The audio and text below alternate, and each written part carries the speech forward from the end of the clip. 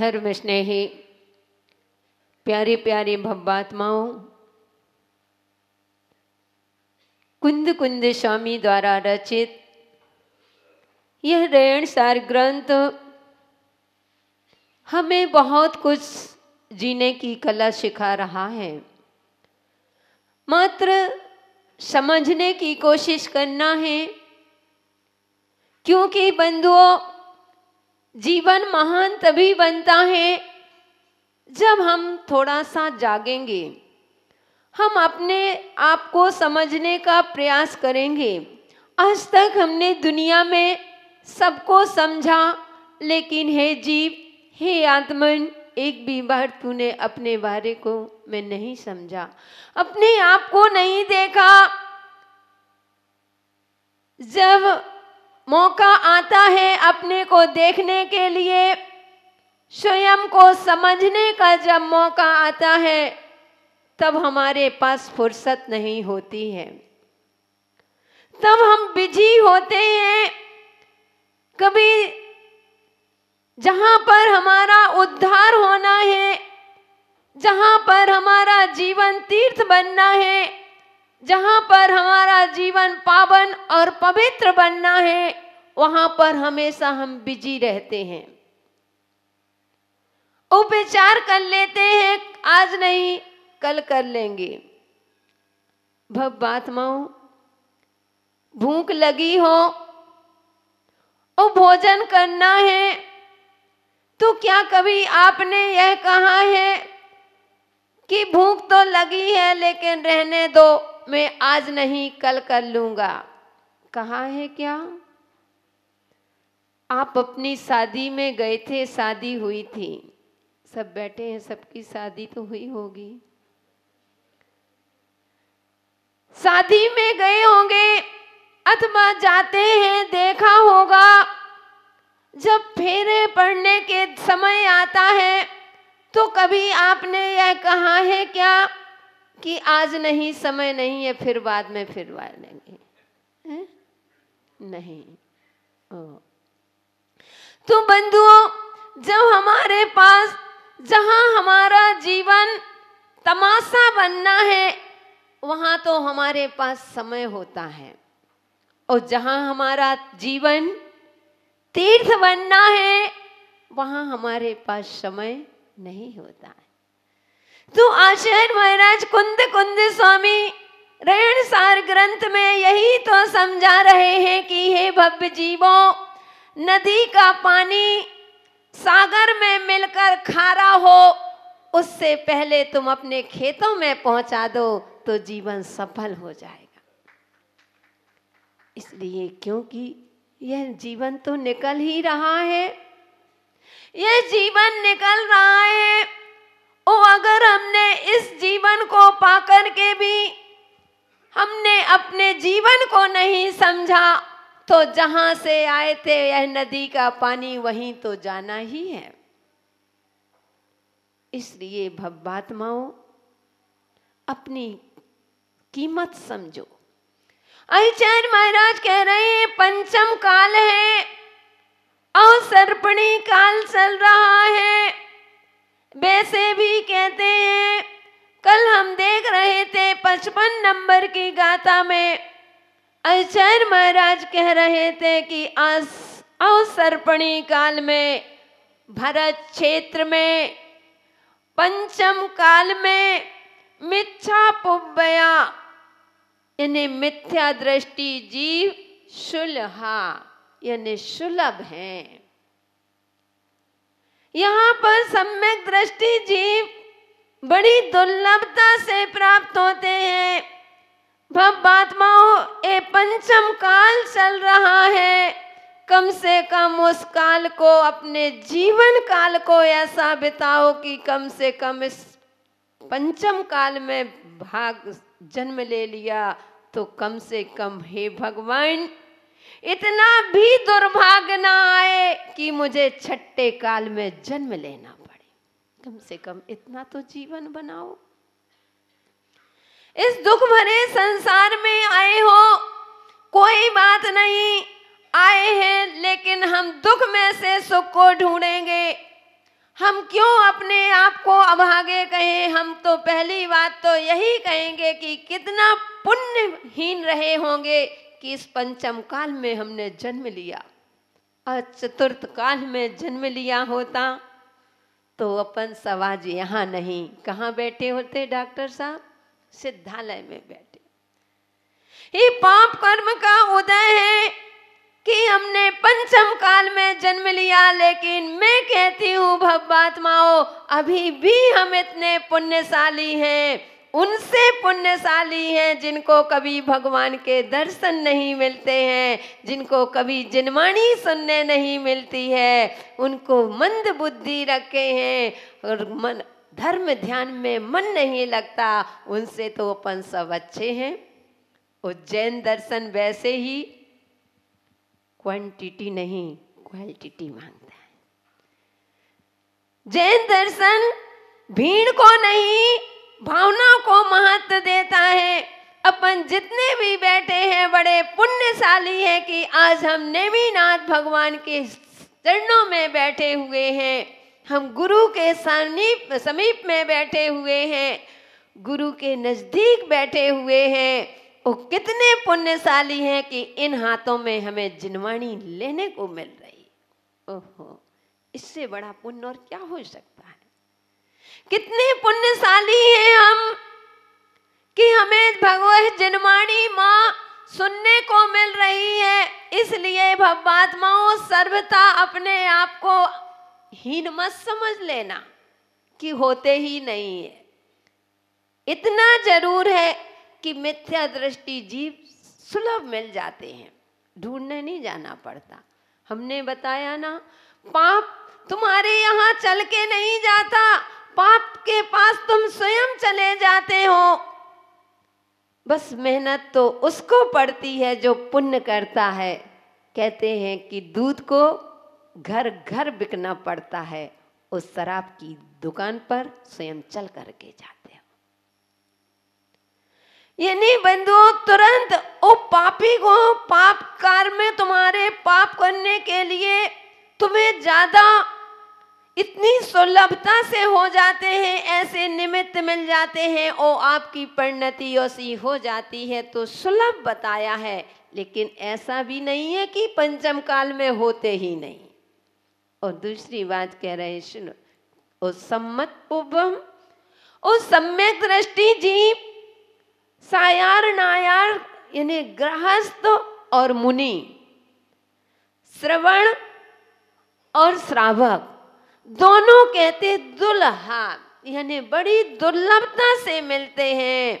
इसलिए भव्यात्माओं, जब सम्यक दृष्टि जीव बन करके अपने जीवन का उत्थान करना है, जो मिला है अपना सौभाग्य समझो कि मैंने पंचम काल में जन्म लेकर के भी मैं कितना सौभाग्यशाली हूँ कि मुझे इतना विवेक मिला है कि क्या है और क्या उपाधि है, क्या छोड़ना है और क्या ग्रहण करना है। इतना मुझे भगवान ने मुझे इतना विवेक दिया, मैं पुण्यशाली हूँ। क्योंकि बंधुओं, हमारे विवेक साथ में होता है तो हम मिथ्या दृष्टि नहीं हो सकते। वो विवेक साथ में है तो आपको जो अशांत वातावरण हो जाता है, कलह हो जाती है, तो जहाँ विवेक होता है वहाँ कलह हो ही नहीं सकती है। कितने उदाहरण आते हैं। कहते हैं कि राम जब वन को गए थे तो उनके साथ लक्ष्मण भी गए थे, और राम के साथ लक्ष्मण गए। लक्ष्मण राम के पल पल साथ में रहे, कभी राम को अकेला नहीं छोड़ा। और जहाँ लक्ष्मण थे, राम थे, तो सीता भी उनके साथ में गई थी। बंधुओं, रामायण में क्या है और क्या नहीं है, हम अपने आत्म दर्शन में घटाएंगे। हम अपने जैन दर्शन को देखते हैं, जब आत्मा राम बन को जाता है तभी बन पाते हैं। और जब हमारी आत्मा को बैराग होता है, जब आत्मा रूपी राम वन को जाते हैं, तो विवेक रूपी लक्ष्मण साथ में रहते हैं, हर समय साथ में रहते हैं। क्या है क्या उपादेय है, क्या ग्रहण करना है, क्या ग्रहण नहीं करना है, बंधु सब जानते हैं। सम्यक दृष्टि जीव के साथ साथ वह लक्ष्मण, जैसे राम के साथ लक्ष्मण पल पल में रहते थे, कभी अकेला नहीं छोड़ते थे, ऐसे ही बंधु सम्यक दृष्टि जीव के साथ विवेक रहता है। विवेक एक भी क्षण के लिए उस जीव को छोड़ करके नहीं जाता। विवेक चला जाएगा तो क्या बचेगा? कुछ नहीं। उस जहां आत्मा राम के साथ, विवेक साथ में है, लक्ष्मण साथ में है, विवेक साथ में है, तो जीवन में शांति ही शांति है। वह सीता हमेशा साथ रहती है। इसलिए भवभात्माओं, हमें अपने जीवन में सम्यक दृष्टि का जो सुलभ दुर्लभता से मिलते हैं, कम से कम इसका सम्मान करो। ऐसा मत सोच लेना बहुत सारे लोग होते हैं, पंचम काल में तो सच्चे साधु होते ही नहीं हैं। हमने रयनसार ग्रंथ में पढ़ा है, कुंद कुंद आचार्य महाराज कह रहे हैं। अरे कुंद कुंद महाराज क्या कह रहे हैं? उल्टा मत ले लेना, क्योंकि बहुत सारे लोग होते हैं, पढ़ तो लेते हैं, वो बच्चे से बड़े उदाहरण देते हैं और कह देते हैं कि रतनकांड श्राप का आचार्य में समुद्र भद्र आचार्य महाराज ने गाथा इतने नंबर पर कहा है कि एक मुनि से अच्छा एक श्रावक होता है। ओहो, इसलिए बंधुओं, तो हम वही कह रहे हैं, वही हमारा विषय चल रहा है कि नदी का पानी सागर में मिलकर खारा हो, उससे पहले अपने खेतों पर पहुंचा देना, जिससे तुम्हारा जीवन सफल बन जाएगा। तो कभी भी ये मत सोचना सर्वथा नहीं कि साधु नहीं। हाँ, थोड़ा थोड़ा सा उनकी साधना, पहले चतुर्थ काल की साधना, आज पंचम काल की साधना, लेकिन उनका पहले सहनन इतना था, अब वो सहनन पंचम काल में नहीं है। लेकिन नहीं, हमको किसी भी प्रकार की कोई भी शंका नहीं करना, हम तो शुद्ध सम्यक दृष्टि बनना है। जो जैसा करेगा वह अपने आप पाएगा। हम तो पिछी कमंडल को देख करके हम तो नमन करते हैं, हमसे तो अच्छे हैं, कम से कम हम तो 10 बार खाते हैं, साधु 1 बार खाता है। हमसे सर्दी में घर से रजाई से बाहर नहीं निकला जा रहा। ओ धन्य वे धरती के देवता, आस्था के केंद्र जो भूमि पर दिगंबर मुद्रा बने उस सुबह से लेकर के विहार कर रहे हैं, पैदल चल रहे हैं। आप लोग तो पैदल कहते हैं कि श्रावक के, साधु के पैर में चुभते हैं सूल, फिर भी कभी नहीं खाते हैं कैप्सूल। और श्रावक के पैरों में चुभते नहीं है कभी सूल, फिर भी दोनों टाइम खाते हो कैप्सूल। तो बंधुओं, आज भी हीन सहनन के कारण से थोड़ा सा 19-20 में अंतर आता है। पहले की साधना लेकिन आज की साधना कम नहीं है, बहुत साधना होती है। हम उस साधना को नमस्कार करो और अपने सम्यक दर्शन को मजबूत बनाओगे, तभी तुम्हारा जीवन सफल होगा। तो सच्चे श्रावक भी मिलना दुर्लभ है और सच्चे साधु भी दुर्लभ है। वो मिल जाए तो बंधु नतमस्तक हो जाना।